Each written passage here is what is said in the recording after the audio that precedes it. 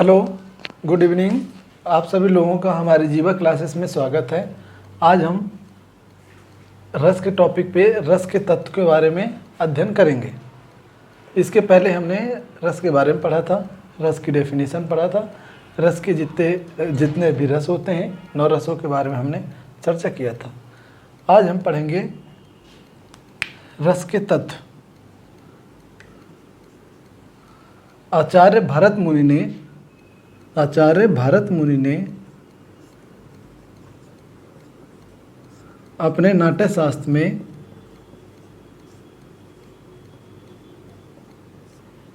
रस के 3 तत्वों का उल्लेख किया था।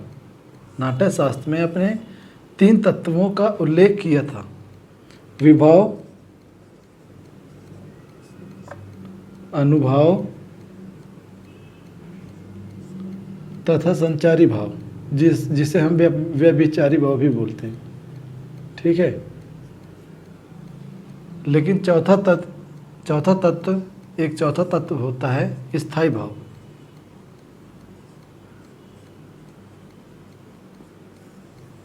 इसकी चर्चा इन्होंने नहीं की थी। भरत मुनि ने इसके पीछे रीजन दिया था कि जब नाटक या कुछ भी नाटक के अंदर कुछ भी आ जाता है तो इन चीज़ों को देखने के टाइम पे या आनंद लेने के टाइम पे स्थायी भाव की ज़रूरत नहीं है। इस कारण से उन्होंने स्थायी भाव की अपने नाट्य शास्त्र में उल्लेख नहीं किया था। लेकिन अभिनव गुप्त ने रस के चौथे तत्व स्थायी भाव की चर्चा की। अभिनव गुप्त, ठीक है। अभिनव गुप्त ने रस के चौथे भाव स्थायी भाव या चौथे तत्व स्थायी भाव की चर्चा की। भरत मुनि ने अपने नाट्यशास्त्र में स्टार्टिंग में 3 ही भाव की उल्लेख किया था, 3 भावों का उल्लेख किया था। लेकिन चौथे भाव स्थायी भाव की चर्चा किन्होंने की? अभिनव गुप्त ने की। क्लियर है। और ये 3 भाव कौन से थे? इन 3 भावों का उल्लेख आचार्य भरत मुनि ने अपने नाट्यशास्त्र में किया था। जब आचार्य भरत मुनि ने अपने नाट्यशास्त्र में इन 3 भावों का उल्लेख किया था और अपने भरत मुनि ने जब अपने नाट्यशास्त्र में 3 भावों को उल्लेख किया था, उसी टाइम पे इन्होंने ये भी बताया था अपने नाट्यशास्त्र में कि रसों की संख्या 8 है। रसों की संख्या 8 है। तो इनके अनुसार स्थायी भावों की संख्या कितनी रही होगी? 8। इनके अनुसार स्थायी भावों की संख्या 8 रही होगी। ठीक है। लेकिन 8 के बाद 9वां रस यानी कि शांत रस। 9वां रस शांत रस की विवेचना आचार्य उद्भट जी ने किए थे। आचार्य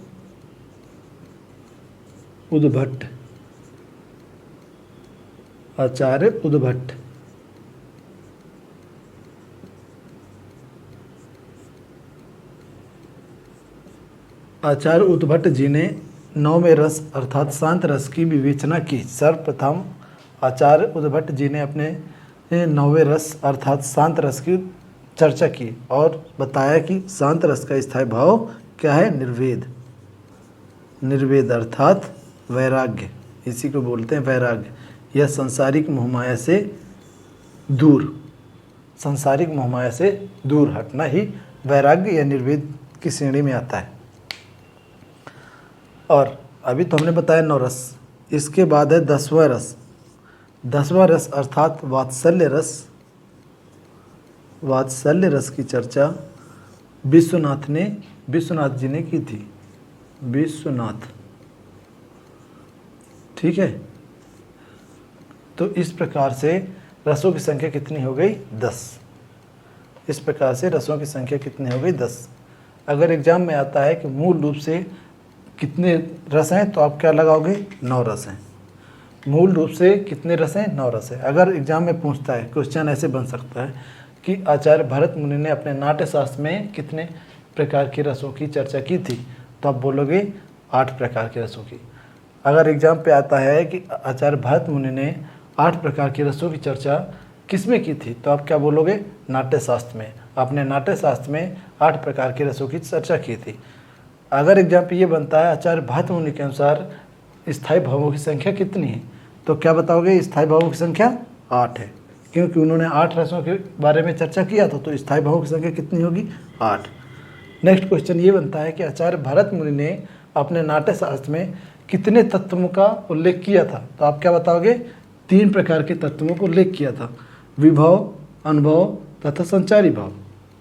एग्जाम में पूछता है विभव, ऑप्शन दे देगा कि इनमें से 4 ऑप्शन में दे दे, बोल देगा इनमें से, ऑप्शन में 4 दिया, विभव, अनुभव, संचारी भाव और स्थायी भाव। और आप अब क्वेश्चन में क्या बोलेगा? इनमें से भरत मुनि ने अपने नाट्य शास्त्र में किसका उल्लेख नहीं किया है, तो आप क्या बताओगे? स्थायी भाव का उल्लेख नहीं किया है। अगर एग्जाम पे पूछता है स्थायी भाव का उल्लेख किसने किया है, तो आप क्या बताओगे? अभिनवगुप्त ने। ठीक है।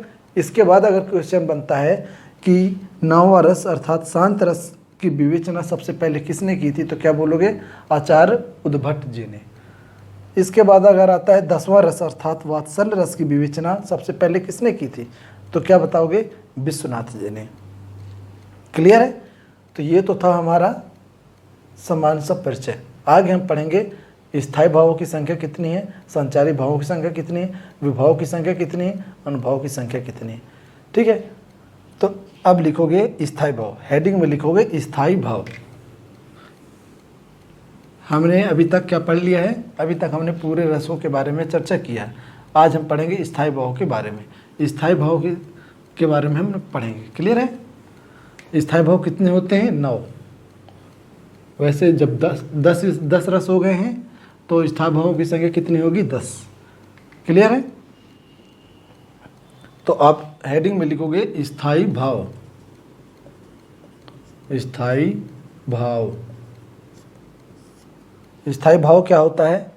लिखो स्थायी भाव सुषुप्तावस्था में, लिखो स्थायी भाव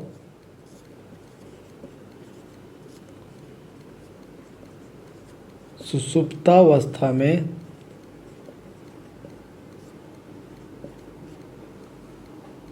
व्यक्ति के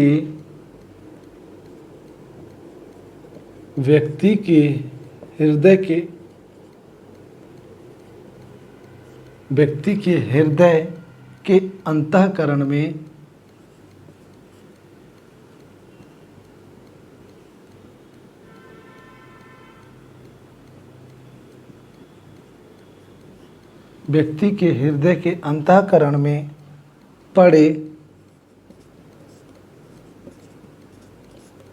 पड़े हुए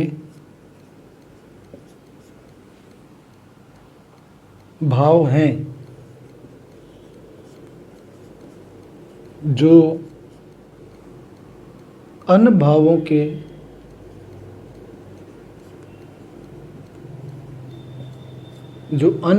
के मिलने के कारण प्रकट होते हैं।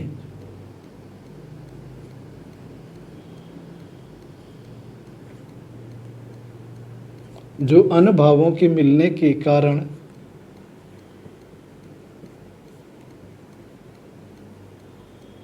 प्रकट होते हैं,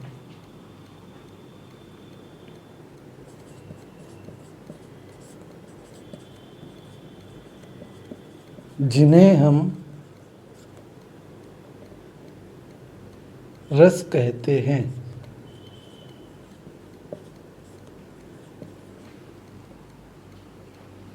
हेडिंग में स्थायी भाव हेडिंग में लिखेंगे। हमने 4 प्रकार के तत्वों के बारे में अभी चर्चा किया था। 4 प्रकार के तत्व: स्थायी भाव, विभव, अनुभव, संचारी भाव। स्टार्टिंग करेंगे हम स्थायी भाव से। स्थायी भावों की संख्या कितनी है? 9। ठीक है। क्योंकि इसके पहले हमने क्या पढ़ा है? रस के बारे में पढ़ा है। पूरे रसों के बारे में हमने चर्चा किया है। तो आज हम पढ़ेंगे रस के बाद रस के तत्व के बारे में। तो 4 तत्व होते हैं। 4 तत्व में सबसे पहले स्थायी भाव के बाद पढ़ेंगे, फिर इसके बाद अनुभव पढ़ेंगे, फिर विभाव पढ़ेंगे, इसके बाद संचारी भाव के बारे में पढ़ेंगे। क्लियर है? तो आज हम पढ़ रहे हैं स्थायी भाव के बारे में भी। तो स्थायी भाव स्थायी भाव सुषुप्तावस्था में व्यक्ति के हृदय के अंतःकरण में पड़े हुए भाव हैं जो अन्य भावों के मिलने के कारण प्रकट होते हैं, जिन्हें हम रस कहते हैं। ठीक है, मतलब स्थायी भाव वे भाव होते हैं जो मन में अन्य भावों के मिलने के कारण ये सुषुप्तावस्था में स्थायी भाव पड़े होते हैं। मतलब शांत हैं, मतलब जैसे चित्त पड़े हो, मगर उनको किसी तरह से किसी अन्य भावों का उसको सहारा मिल जाता है, जिस कारण से वो क्या होते हैं, मन में प्रकट हो आते हैं। व्यक्ति के मन में या हृदय में ये प्रकट हो जाते हैं, इसी कारण से इनको बोलते हैं स्थायी भाव। और जब ये स्थायी भाव प्रकट हो जाते हैं उन्हें हम क्या बोलते हैं, रस। उन्हें हम बोलते हैं रस। क्लियर है। और रस की संख्या कितनी, 9 नवों रसों के एक एक स्थायी भाव हैं। तो यही था हमारा स्थायी भाव। क्लियर है। इसमें पूछता कुछ नहीं है, बस स्थायी भाव के जैसे हम अनुभव विभाव के बारे में पढ़ रहे हैं, क्वेश्चन कैसे पूछेगा मैं बताऊंगा, इसलिए हमको ये पढ़ना जरूरी था। अब आगे हेडिंग में लिखोगे विभाव। ठीक है, इसको रख कर रहे हैं, इसको लिख लीजिएगा आप लोग। स्थायी भाव हमने पढ़ लिया, अब लिखो विभाव।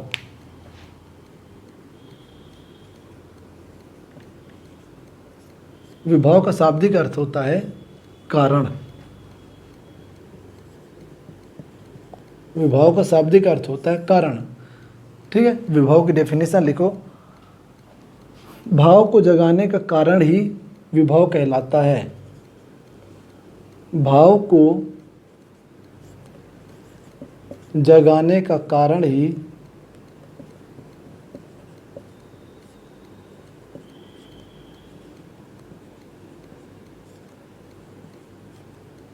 भावों को जगाने का कारण ही विभाव कहलाता है।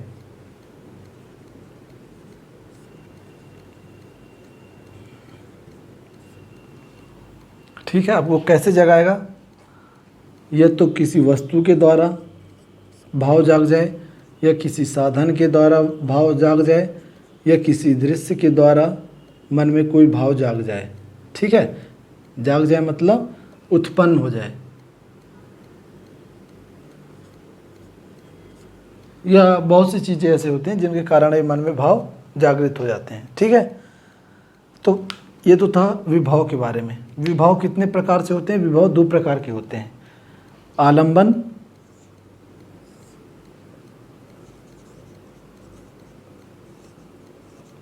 आलंबन और उद्दीपन। आलंबन का अर्थ होता है सहारा, ये इसका शाब्दिक अर्थ होता है सहारा, और उद्दीपन का शाब्दिक अर्थ होता है तीव्रता। मतलब सहारा पाकर के आलंबन या सिर्फ सहारा पाकर के विभाव जागृत हो जाता है, या भाव जागृत हो जाता है। ठीक है, भाव जागृत हो जाता है जिसे हम विभाव कहते हैं। आलंबन जो है 2 प्रकार से होते हैं।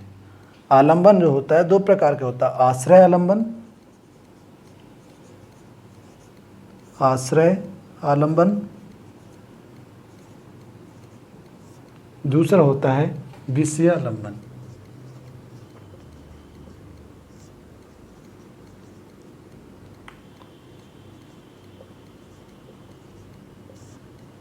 ठीक है, और उद्दीपन जो होते हैं ये भी 2 प्रकार के होते हैं। उद्दीपन 2 प्रकार के होते हैं, बाह्य उद्दीपन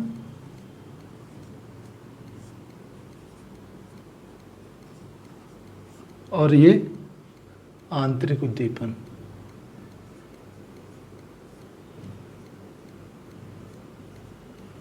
इन सब के बारे में क्वेश्चन में पूछता है। विषय आलंबन क्या है, सेंटेंस दे देगा, एक कविता दे देगा, उसमें पूछेगा आलंबन आश्रय आलंबन क्या है, या इसमें विषय आलंबन क्या है। ठीक है, तो हम सबसे पहले पढ़ेंगे आश्रय आलंबन। देखो,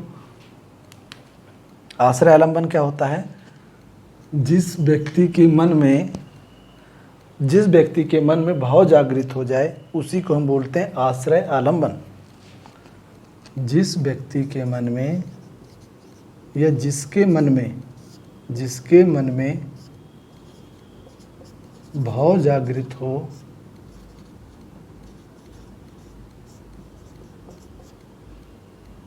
उसे हम आश्रय आलंबन कहते हैं।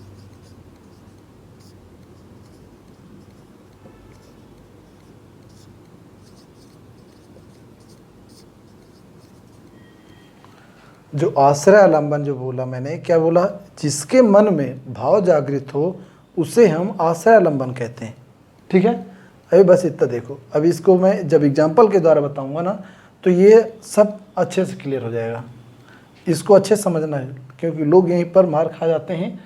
रस छंद तो सब पढ़ लेते हैं, लेकिन जब रस के आलंबन में, ये विभव में आलंबन, आश्रय आलंबन, विषय आलंबन में आते हैं तो यहीं पर कंफ्यूज हो जाते हैं। बाह्य उद्दीपन और आंतरिक उद्दीपन में ये कंफ्यूज हो जाते हैं। ठीक है, और क्वेश्चन यहाँ से पूछता है, अगर एग्जाम में क्वेश्चन टफ आएगा तो इससे ज़्यादा टफ नहीं आएगा, यहीं से क्वेश्चन आएगा। अगर इजी आएगा तो बस ये पूछेगा इस रस का स्थायी भाव क्या होता है, या किस रस का एग्जाम्पल है। जो उदाहरण दिया रहेगा बोलेगा ये किस रस का उदाहरण है, रस से ये पूछेगा। यह तो पूछ लेगा कि संचारी भाव कितने होते हैं, विभव कितने होते हैं, स्थायी भाव कितने होते हैं।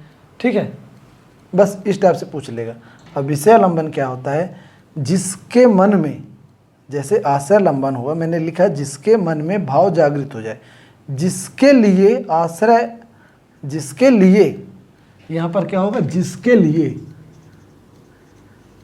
जिसके लिए आश्रय आलंबन, जिसके लिए आश्रय, जिसके लिए आश्रय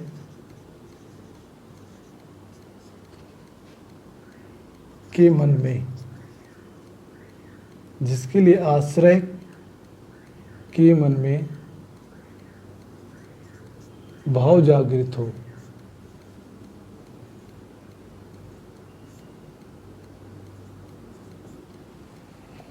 वहाँ पर विषय आलंबन होता है। जैसे एक एग्जाम्पल दूंगा, बहुत सिंपल से एग्जाम्पल, इस एग्जाम्पल से आप हर एग्जाम्पल को आप समझ जाएंगे। क्लियर है? सीता के मन में, किसी का नाम नहीं लिखेंगे, राम सीता पढ़ेंगे ज़्यादा अच्छा रहेगा। अगर हम किसी का नाम लिख देंगे तो किसी को बुरा लग जाएगा कि सर ऐसा बोल रहे हैं। सीता के मन में राम के प्रति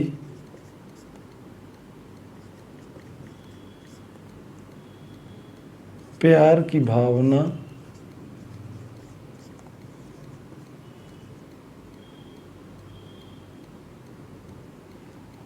सीता के मन में राम के प्रति प्यार, सीता के मन में राम के प्रति प्यार का होना।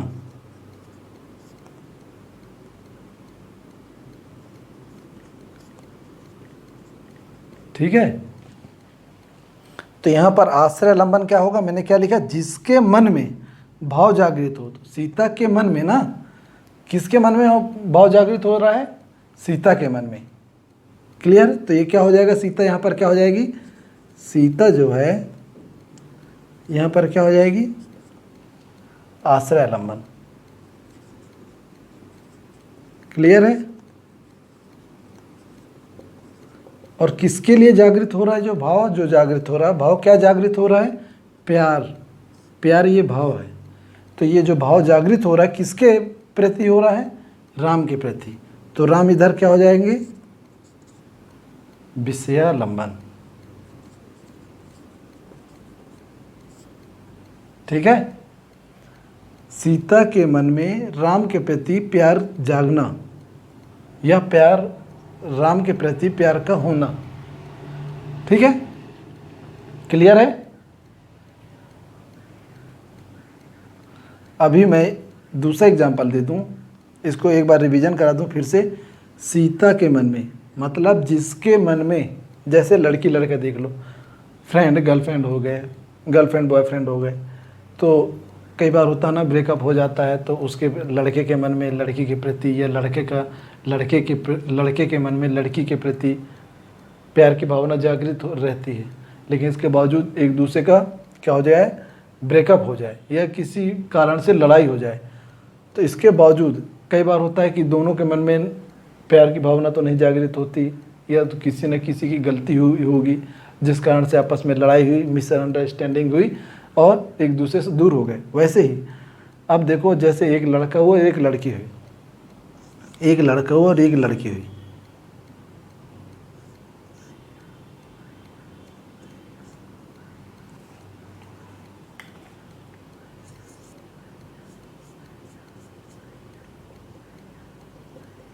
ठीक है, एक लड़का एक लड़की, इन दोनों के बीच में अब क्या है, कोई रिलेशन नहीं रहेगा, मतलब कोई संबंध नहीं रहेगा। लेकिन इस लड़के के मन में, इस लड़के के मन में इसके प्रति अभी भी प्यार है। किसके प्रति? इस लड़की के प्रति। इस लड़के के मन में इस लड़की के प्रति, ये दोनों आपस में क्या है, गर्लफ्रेंड बॉयफ्रेंड है। तो अब क्या हुआ, आपस में इन दोनों के बीच में क्या हो गया, ब्रेकअप हो गया। तो अब क्या हुआ कि ये लड़की इससे नफरत करने लगी, लड़की जो है इससे नफरत करने लगी है। लेकिन इसके बावजूद लड़का जो है, लड़के के मन में है अभी भी प्यार है, अभी भी लड़का बहुत प्यार करता है इस लड़की से। किससे? इस लड़की से, ठीक है। तो लड़के के मन में प्यार है ना, तो यहाँ पर आश्रय क्या हो जाएगा, आश्रय लंबन यहाँ पर क्या हो जाएगा, लड़का। यहाँ पर लड़का हो जाएगा आश्रय लंबन, और विषय लंबन, विषय लंबन क्या हो जाएगा, जिसके लिए जाग रहा है। किसके लिए जाग रहा है इसके मन में प्यार?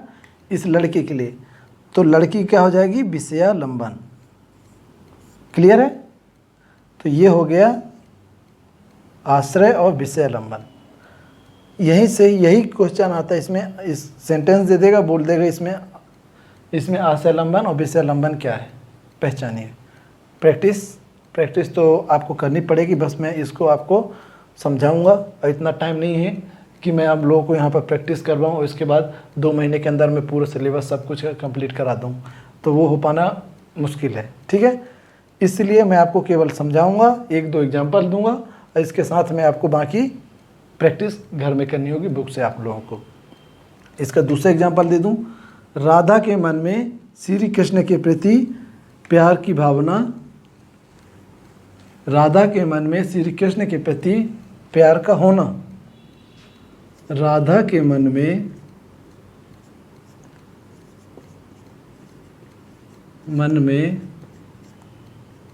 श्री कृष्ण के प्रति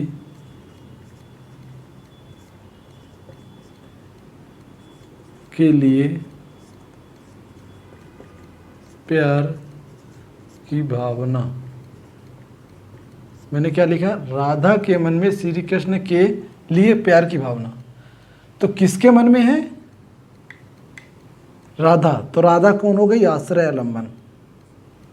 हमने ही बताया था ना, आश्रय, जिसके मन में जो भावना जागृत हो, या ऐसा हो जाए राधा के मन में श्री कृष्ण के लिए नफरत की भावना, यहाँ पर लिख दो नफरत की भावना का होना, के लिए नफरत। बोलोगे सर प्यार प्यार बहुत कर रहे हैं, तो थोड़ा अलग भी हो जाना चाहिए। नफरत की भावना रखना। अब देखो यहाँ पर आश्रय लंबन कौन होगा, जिसके मन में जो भावना उत्पन्न होती है, जिसके मन में जो भावना उत्पन्न होती है वो क्या कहलाता है, आश्रय लंबन। तो यहाँ पर आश्रय लंबन कौन कहलाएगा, राधा। लेकिन जिसके लिए अगर मान लो मेरा कोई फ्रेंड है,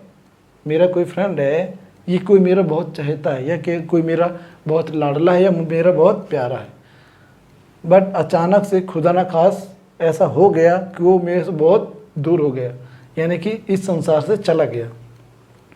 तो मेरे मन में अगर उसके प्रति प्यार जाग रहा है, या उसके प्रति शोक जाग रहा है, या उसके प्रति संवेदना जागृत हो रही है मेरे मन में, तो मैं क्या कहलाऊंगा, आश्रय।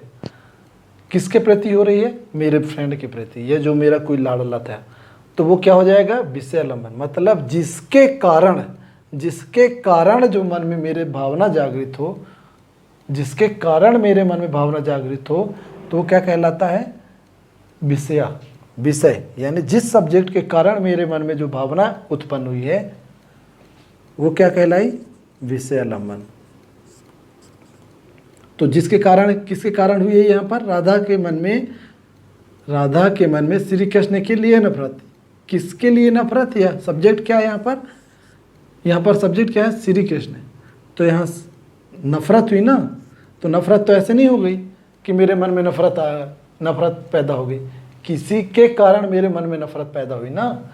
अगर मैं कहूँ कोई मेरा फ्रेंड था, उससे मैं नफरत करने लगा हूँ, तब ना उस फ्रेंड के कारण मेरे मन में नफरत आई, तो नफरत क्या हो जाएगी? वो फ्रेंड क्या हो जाएगा? सब्जेक्ट हो जाएगा मेरा, यानी विषय, यानी कि वो विषय लंबन हो जाएगा। तो यहाँ पर विषय लंबन क्या होगा? श्री कृष्ण, श्री कृष्ण। अब जहाँ तक मैं समझ रहा हूँ कि आप लोगों को ये बात क्लियर हो गई होगी। अगर नहीं हुई होगी तो इस बात को, इस वीडियो को बार बार देखें, इस वीडियो को बार बार बैक करके देखें, जिससे कि ये बात आपको क्लियर हो जाए। क्लियर है? आगे हम पढ़ेंगे उद्दीपन। आशय लंबन हो गए, विषय लंबन हो गए, उद्दीपन पढ़ेंगे, उद्दीपन और आंतरिक उद्दीपन। उद्दीपन के अंतर्गत क्या पढ़ेंगे? बाह्य उद्दीपन और आंतरिक उद्दीपन। ठीक है, तो हेडिंग में लिखोगे उद्दीपन। इसको रफ कर रहा हूं मैं।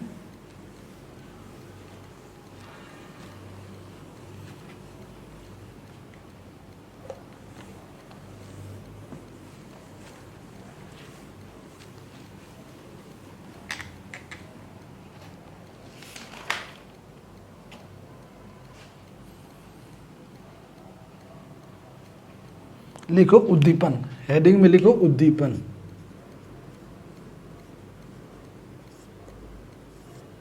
इसकी परिभाषा लिखो, भावों को जगाने के लिए, भावों को जगाने में तीव्रता लाने का जो काम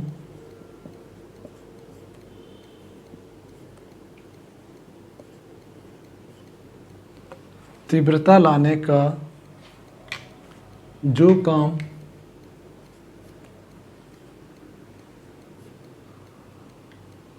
करता है उसे ही हम उद्दीपन कहते हैं। अभी हमने बताया था स्थायी भाव के बारे में। स्थायी भाव के बारे में हमने बताया था। स्थायी भाव क्या है? सुषुप्त अवस्था में होते हैं, लेकिन वो किसी का सहारा पा करके स्थायी भाव जागृत हो जाते हैं, जिससे कि रस की उत्पत्ति होती है। तो यहाँ पर यही बता रहे हैं कि भावों को जगाने, यहाँ को नहीं लिखा था मैंने, भावों को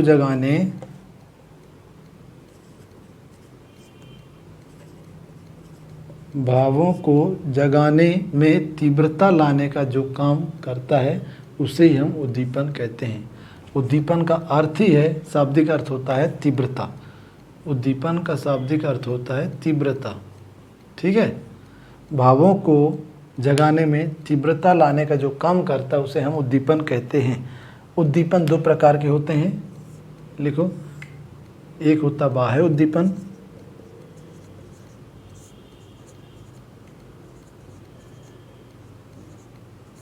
दूसरा होता आंतरिक उद्दीपन।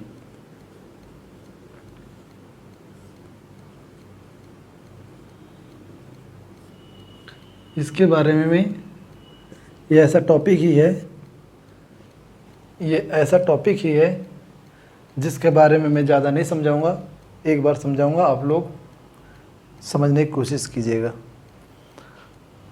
बाह्य उद्दीपन क्या होता है? लिखो, नायक नायिका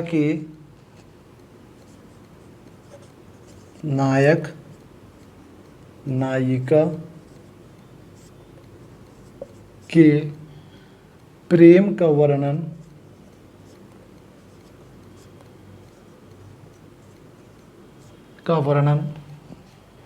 किया गया, जहाँ पर, यहाँ लिखोगे, जहाँ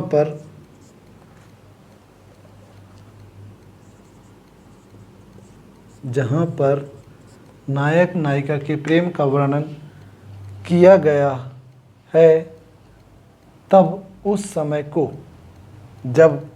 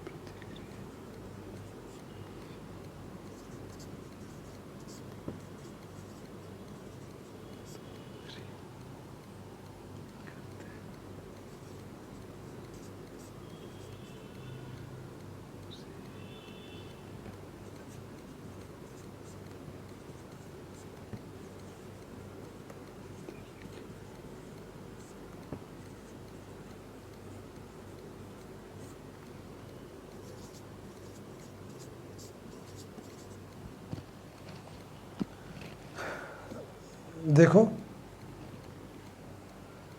हमने क्या लिखा, उद्दीपन। उद्दीपन का शाब्दिक अर्थ होता है तीव्रता। उद्दीपन की परिभाषा है भावों को जगाने में तीव्रता लाने का जो काम करता है उसे हम उद्दीपन कहते हैं। उद्दीपन दो प्रकार के होते हैं, बाह्य उद्दीपन और आंतरिक उद्दीपन। हमने क्या बताया, भावों को जगाने में, जो भाव हैं व्यक्ति के मन में, भावों को जगाने में तीव्रता लाने का जो काम करता है उसे हम उद्दीपन कहते हैं। उद्दीपन दो प्रकार के होते हैं, बाह्य उद्दीपन और दूसरा है आंतरिक उद्दीपन।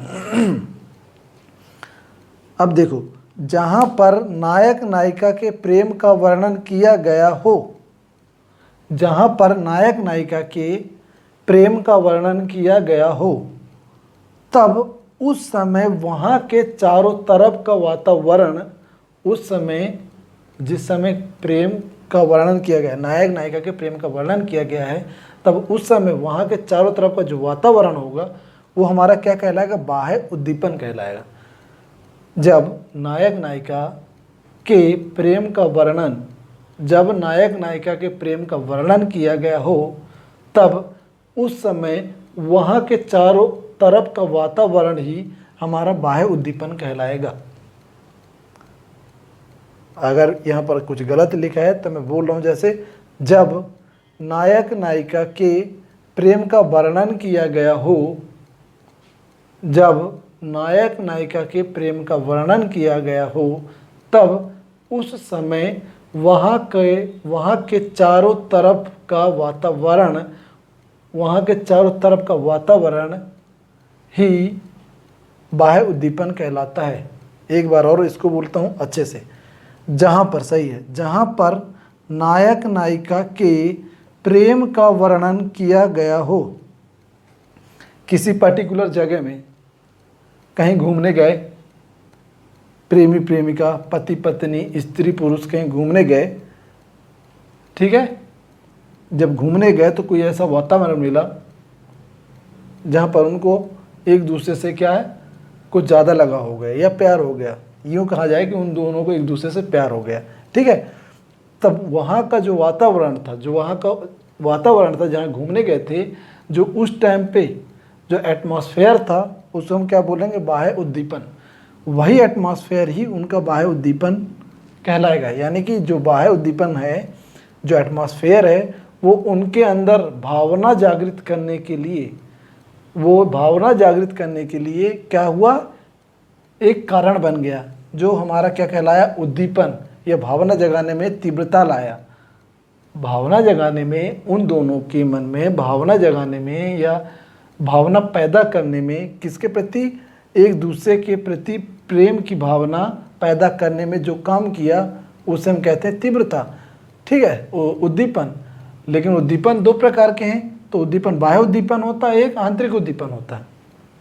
बाह्य उद्दीपन ये हुआ कि जिसके कारण उन दोनों के मन में एक दूसरे के प्रति प्रेम की भावना जागृत हुई, उन दोनों के मन में, मतलब स्त्री पुरुष या प्रेमी प्रेमिका, नायक नायिका, उन दोनों के मन में एक दूसरे के प्रति, जो मन में, उन दोनों के मन में एक दूसरे के प्रति प्रेम की भावना जागृत हुई, उसी को हम क्या बोलते हैं, जो मन में भावना जागृत हुई, जिसके कारण मन में भावना जागृत हुई, किसके कारण हुई, वहाँ का ऑटोमेटिक, वहाँ का एटमॉस्फेयर ऐसा था जिसके कारण एक दूसरे के मन में, उनके मन में प्रेम की भावना जागृत हो गई।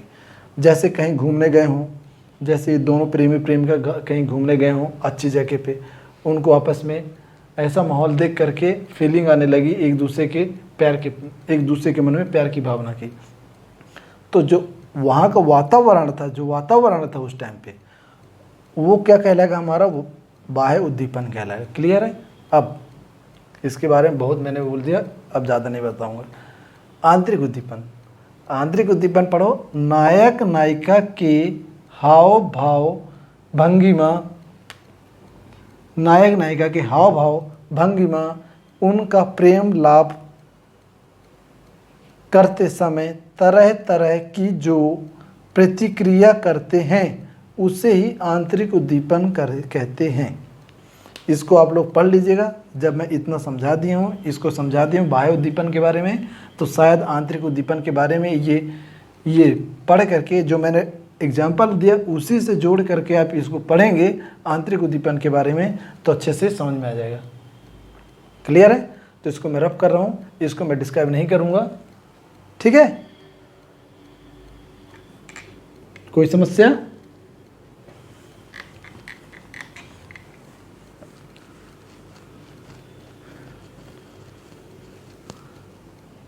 अभी हमने क्या पढ़ लिया? स्थायी भाव पढ़ लिया।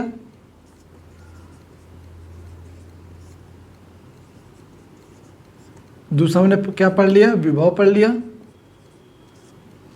स्थायी भावों की संख्या 9, विभव की संख्या 2। विभव की संख्या कितनी है? 2। विभव कौन कौन से विभव हमने बताया? आलंबन और उद्दीपन। आलंबन और उद्दीपन। स्थायी भाव की संख्या कितनी है? 9। अब तीसरा पढ़ेंगे अनुभाव। अनुभाव, अनुभाव की संख्या 4। लिख लो, अनुभवों की संख्या कितनी है? 4। एग्जाम में पूछता है, रस के तत्व कितने? 4 तत्व होते हैं। स्थायी भावों की संख्या कितनी है? 9। विभव की संख्या कितनी है? 2। अनुभवों की संख्या कितनी है? 4। और आगे पूछ लेगा संचारी भावों की संख्या कितनी है? संचारी भाव की संख्या कितनी है? 33। तो ये हमको ये नंबर याद रखना है। ठीक है, हेडिंग में लिखो अनुभव।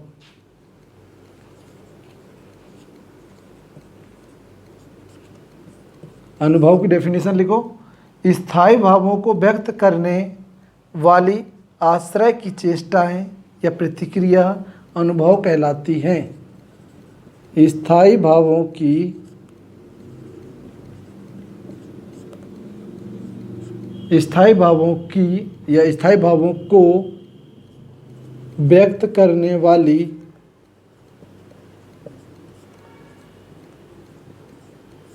स्थायी भावों को व्यक्त करने वाली आश्रय की चेष्टाएं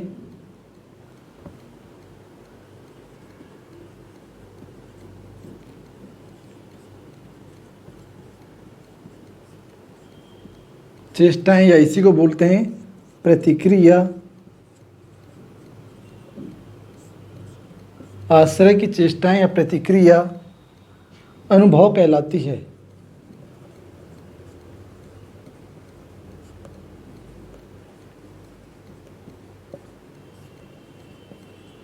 स्थायी भावों को व्यक्त करने वाली आश्रय की चेष्टाएं या प्रतिक्रिया ही अनुभव कहलाती है।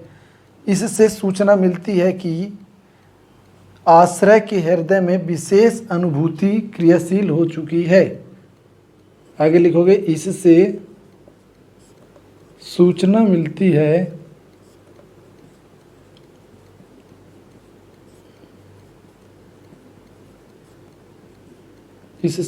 मिलती है कि आश्रय के मन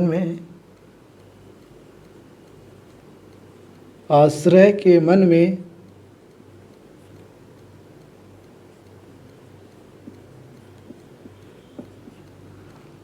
या हृदय में विशेष अनुभूति क्रियाशील हो चुकी है।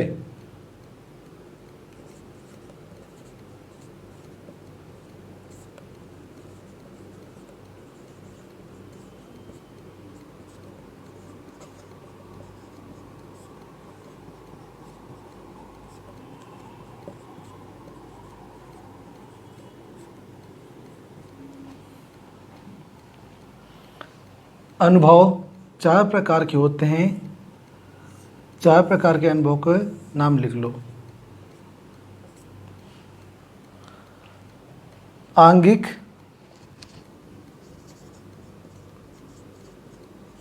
अनुभव, या इसी को बोलते हैं कायिक।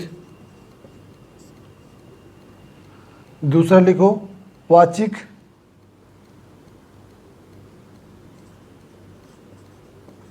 वाचिक या कुछ बोल करके।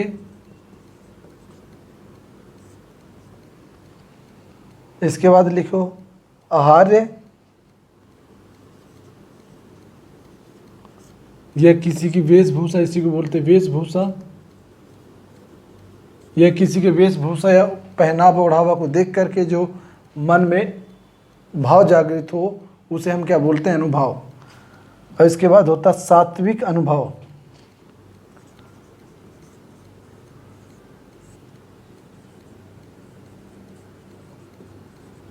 सात्विक अनुभव, ठीक है। तो ये 4 प्रकार के अनुभव होते हैं, ये 4 प्रकार के अनुभव होते हैं। इन 4 प्रकार के अनुभव ही किसी व्यक्ति के हृदय में, किसी व्यक्ति के हृदय में क्रियाशील हो जाते हैं, जिसे हम अनुभव कहते हैं। ये 4 प्रकार की सूचना ही 4 प्रकार की सूचना ही व्यक्ति के मन में क्रियाशील हो जाती है। ये 4 प्रकार के दृश्य ही व्यक्ति के मन में, ये 4 प्रकार के तत्व ही व्यक्ति के मन में क्या है? क्रियाशील हो जाती है, जिसे हम क्या बोलते हैं? अनुभव। स्थायी भावों को व्यक्त करने वाली आश्रय की चेष्टा, आश्रय कहे तो जिसके मन में है ना, तो किसी व्यक्ति के मन में। फिर से इसको देखो, स्थायी भावों को व्यक्त करने वाली, स्थायी भावों को व्यक्त करने वाली आश्रय यानी किसी व्यक्ति के मन में चेष्टाएं या कोई प्रतिक्रिया अनुभव कहलाती है। यानी कि स्थायी भावों को व्यक्त करने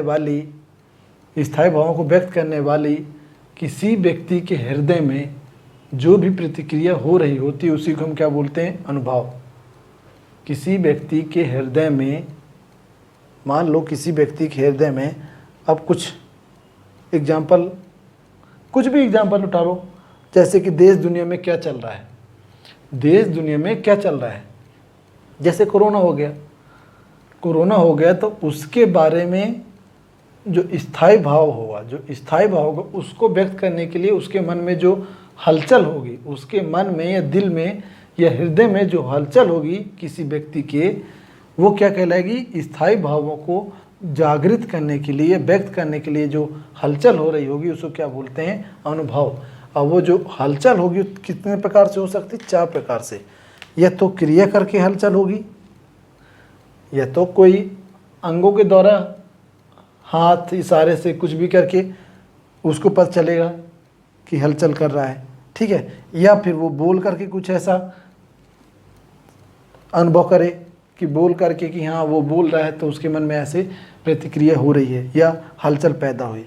या फिर किसी को देख ले, वो व्यक्ति या किसी को देख ले तो उसके मन में वेशभूषा के कारण उसके मन में हलचल पैदा हो जाए, ठीक है। सात्विक अनुभव, इस चीज़ का वेशभूषा वाला, आहार्य वाला सबसे बेस्ट एग्जाम्पल हमने दिया था पीके मूवी का। पीके मूवी में जब आमिर खान को देखते हैं तो ऑटोमेटिक लोगों के मन में हास्य की भावना उत्पन्न हो जाती है।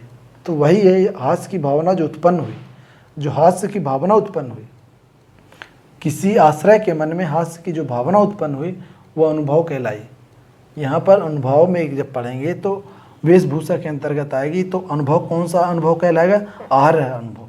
आहार अनुभव के अंतर्गत हास्य की भावना जो प्रकट हुई, आहार अनुभव के अंतर्गत जो भावना उत्पन्न हुई उसे हम क्या बोले?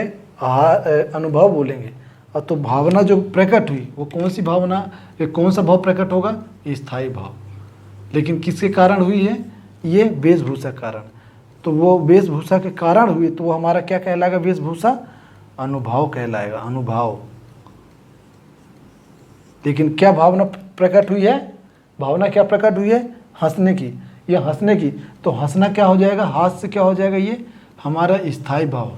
तो यहाँ पर क्या बोला? स्थायी भावों को व्यक्त करने के लिए आश्रय के मन में, यानी आश्रय हमने बताया था जब एग्जाम्पल दे रहे थे, सीता के मन में राम के प्रति प्यार की भावना जागृत होना, या राधा के मन में कृष्ण के प्रति ईर्ष्या होना या नफरत की भावना का होना, ऐसा जब कुछ हम बता रहे थे तो आश्रय और विषय आलंबन के बारे में हम बता रहे थे। तो आश्रय आलंबन जो होता है जिसके मन में उत्पन्न होता है तो आश्रय आलंबन होता है। तो यहाँ पर आश्रय आलंबन से ये आश्रय जो है तो आश्रय आलंबन वही है जिसके मन में किसी की वेशभूषा को देख करके हास्य की भावना क्या हुई? व्यक्त हुई। अगर यहाँ से अभी कोई जा रहा हो, ऐसा जा रहा हो बेढंगा तरीके से और मैं यहाँ से देख लूँ या आप लोग देखें और मैं उसको देख करके हंसने लगूँ, तो उसको देख करके जो मेरे मन में हंसने की भावना उत्पन्न हुई है, उसको देख करके, तो मेरा क्या कहलाएगा? किसको देख करके? उसके वेशभूषा को देख करके। तो वेशभूषा उसका क्या होगा? मेरा अनुभव कहलाएगा। और जो भावना मेरे मन में जो भावना उत्पन्न हुई है, स्थायी भाव जो उत्पन्न हुआ, वो क्या कहलाएगा? मेरा स्थायी भाव। और कैसा हुआ उत्पन्न? हंसने के लिए, तो इसको क्या बोलूँगा? स्थायी भाव मेरा उत्पन्न हुआ। ठीक है, तो ये तो था हमारा अनुभव।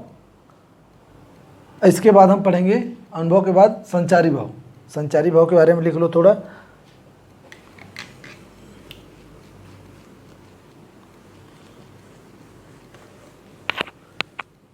संचारी भाव के बारे में ज़्यादा कुछ नहीं है, बस इतना लिख लो। संचारी भाव वे भाव होते हैं जो मन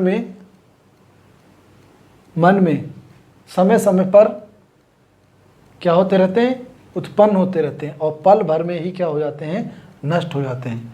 उन्हें हम संचारी भाव बोलते हैं। संचारी भाव स्थायी भाव के सहायक होते हैं। संचारी भावों की संख्या 33 है। लिखना पड़ेगा क्या? वे भाव लिख लो अगर ऐसे ही बात है तो, नहीं बोलोगे सर कि आधा अधूरा पढ़ा के चले गए। संचारी भाव वे भाव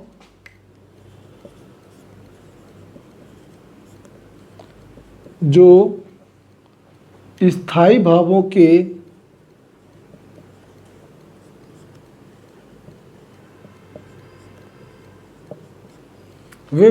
स्थायी भावों के साथ साथ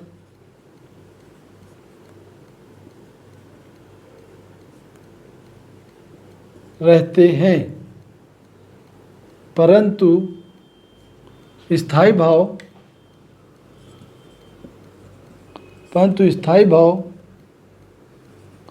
स्थायी होते हैं,